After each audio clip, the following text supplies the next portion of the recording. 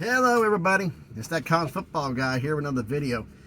Um, this is not what happened when, but this is a conference craziness, conference realignment, and a suggestion from Damascus Luton. Now, Damascus had idea for two videos, really, but I was going to combine into one, was who would be the expansion candidate for the MAC and Conference USA. He was thinking get up to 16, but as I came to find out, the MAC wants to get up to 14 short term and then see how things go. Conference USA wants to get to 12, but eventually get to 14 and see how things goes. And I thought I was going to combine them into one.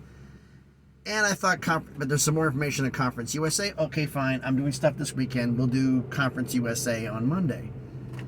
But the MAC, I was going like, well, what's going on? And then I turned to find out that some interesting news had happened. That apparently, we were wondering who the 14th team would be besides UMass. Apparently, that's already in the works. And I'll explain. First off, who are the schools currently in the MAC? We have Akron, Ball State, Bowling Green, Buffalo, Central Michigan, Eastern Michigan, Kent State, Miami of Ohio, Northern Illinois, Ohio, Toledo, Western Michigan. And then UMass coming in. Notice everything's around the Great Lakes. You know, Ohio, Illinois, Michigan. Around the Great Lakes. That's the MAC. Or they should call it the Great Lakes Conference, but that's just too simple for me. And then UMass coming into 2025, so they're looking at a 14th school. Now, we've had some candidates. So everybody else up North Dakota State and South Dakota State has been brought up. The Big Mountain thought they were candidates for the Mountain West.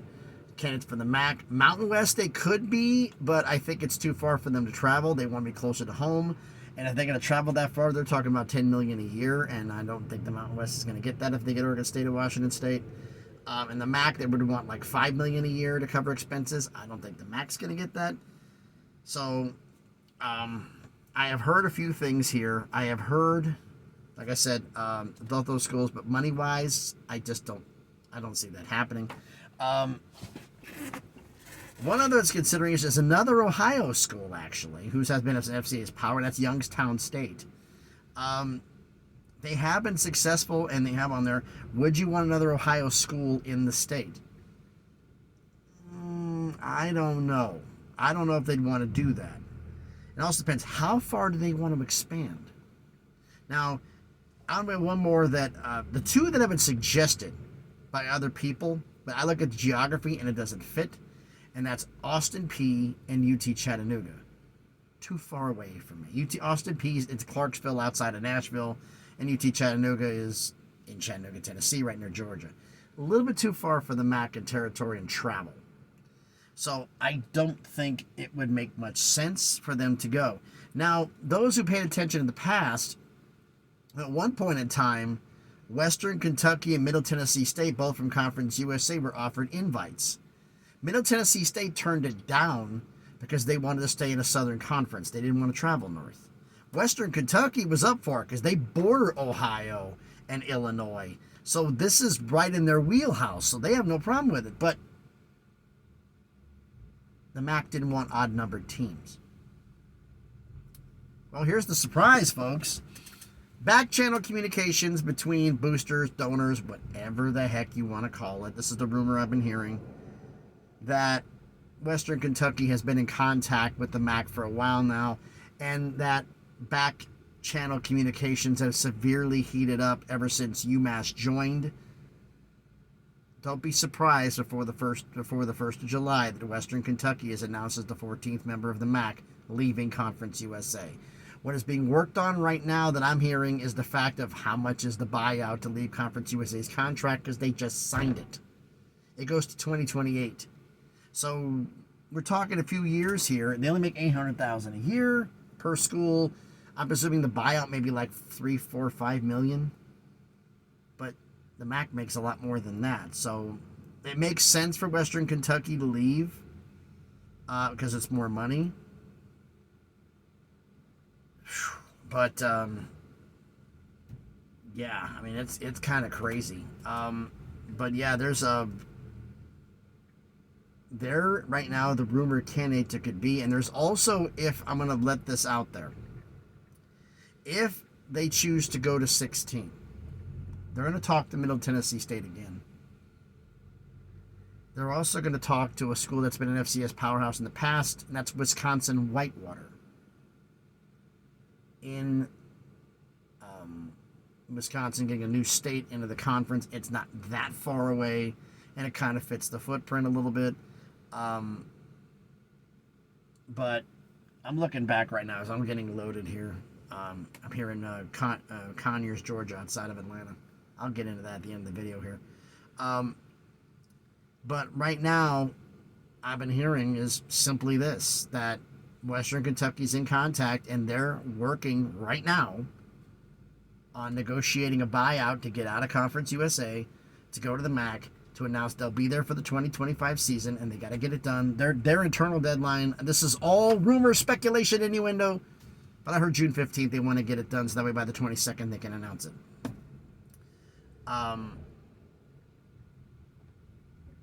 But yeah, this is,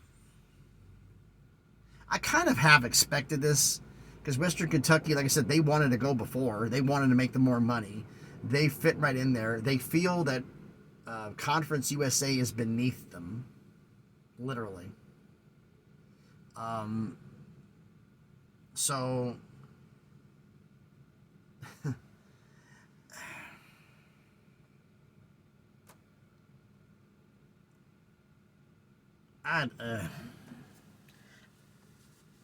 is it just me, or does it seem like we're getting a lot more arrogance and realignment now? Or is it just me, or does it seem like we're getting that? Like teams like, you're beneath me, so I'm going to leave. You don't meet my academic requirements, I'm going to leave. I want to leave. You want more money.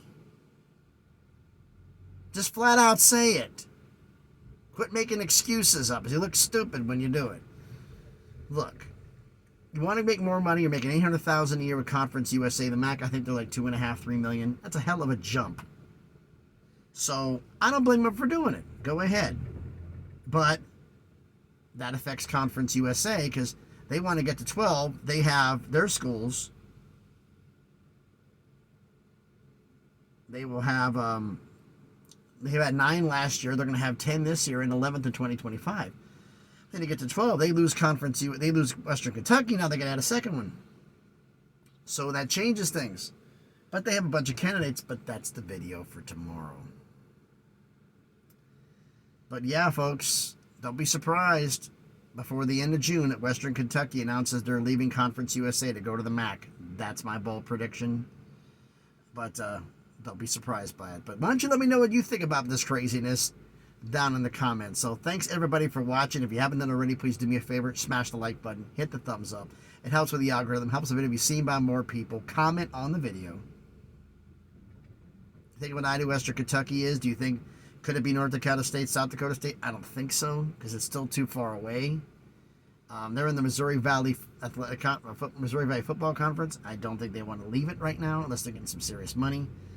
Youngstown State, Wisconsin, Whitewater, Austin Peay. Austin Peay, UT Chattanooga, people put it out there. I'm like, if you're going to get Austin Peay and UT Chattanooga, why not just get Middle Tennessee State and call it done? But I don't think they want to go that far south. I think they want to stay around the Great Lakes, and Western Kentucky borders a lot of the Great Lakes states.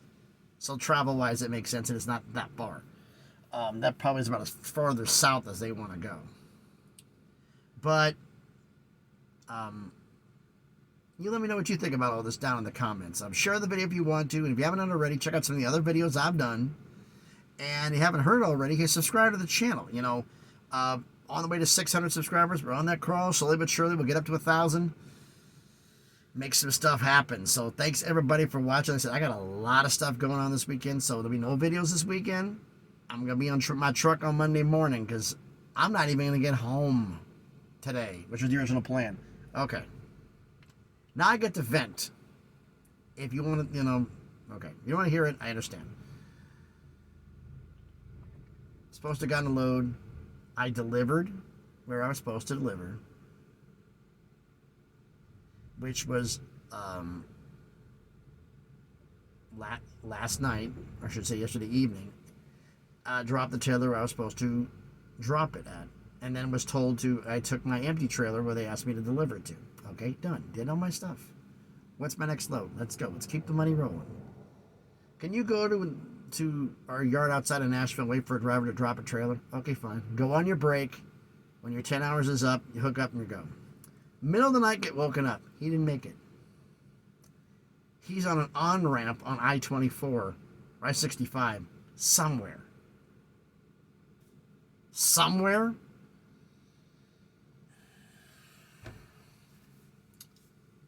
They gave me his phone number. After 40 minutes of calling, I found out where the guy was. Got to where he's at, rehooked to the trailer, drove to, where the heck did that go? I forgot where I went. Norcross, Georgia. And then into downtown Atlanta. Because the load was so late, instead of normally the guy picks it up, he's on time, he drops it at our yard we have in Atlanta, and the day guys, or the day cabs, because those streets are tight, they deliver it. It was so far behind schedule. I would do it. Well, he couldn't make it, so they had me do it. And then I found on the way home, he could have made it, he just wanted to go home. It happens. Sometimes it's a bad day and something's on the bad week. I get it. But I just told them, simple fact of the matter is, I showed them the turns and took pictures of where I was at. And says, you can't make this truck in here. It's like, no kidding. I had to get help from twice to get out of the streets to get around, to make the turns to get in this place. This is for day cabs only. So next time you try to do this and you're late, you reschedule. Don't ever do this again. Or somebody's gonna hit something and we're gonna have a lot of problems. I barely missed 3 different times. Didn't hit nothing. Came within 3 feet, which for me is too damn close. But yeah. So I'll be driving from here, heading to Memphis. We're gonna figure out on the way where you're dropping this thing. Like, there's 7 different places. Better figure it out fast. Yeah, life of a trucker. So everybody, thanks everybody for watching. Thanks for listening to me vent. Like I said, if you have the idea about the Mac and who you're on there, let me know in the comments. Follow me on X if you want to. The link will be in the description. I got asked by somebody, are you ever going to do a live stream from a cell phone in a truck on the road? How?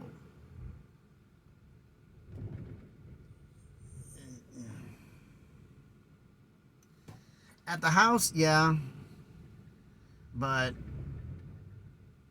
beating the heck out of my truck. But that's just the way it goes. But anyway, thanks everybody for watching. Just in case this guy gets done and bombs me with paper, because I got to fly out of here and hopefully have enough time to get to wherever I need to get to tonight and then work my way home. But thanks everybody for watching. Interstate's kind of light police traffic. It's not that bad. So we're talking Tennessee and Georgia, Kentucky, that area. So if you're in those states, okay, but everybody else, I don't know. But we know the fact, like, there's supposed to be monitoring safety, which means they're sitting in the center of the divider or on and off on ramps on the interstate, checking to see if somebody flies by so they can pull them over. So be mindful. Thanks everyone. Be safe and please be good to each other.